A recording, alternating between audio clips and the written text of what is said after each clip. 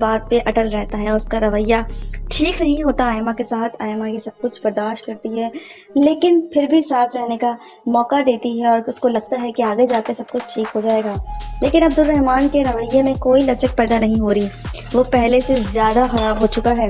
یہاں آئمہ جو ہے وہ اس چیز کو محسوس کرتی ہے اور یہ فیصلہ کرتی ہے کہ وہ اب اس کمرے میں نہیں رہے گی. وہ کہتی ہے میں نے رشتے کو دل سے نبھانے کی بھرپور کوشش کی تھی, سب کچھ ٹھیک کرنے کی کوشش کی تھی, لیکن مجھے لگتا ہے کہ میری جو کوشش تھی وہ بے معنی اور بے وجہ تھی. اسی لیے میں یہ فیصلہ کیا ہے کہ اب میں تمہارے ساتھ اس کمرے میں نہیں رہ سکتی. جس پہ وہ کہتا ہے جانے سے پہلے میری بھی ایک بات سنتی جاؤ کہ میں نے بھی کوشش کی تھی کہ نبھا کر لوں, لیکن اب مجھے لگتا ہے کہ ہمارا ساتھ ناممکن ہے. ویورز, کیا کرے گی آئمہ؟ کیا آئمہ اس کمرے میں شفٹ ہونے کے بعد اپنی ماں کے اور باپ کے سوالوں کا جواب دے سکے گی؟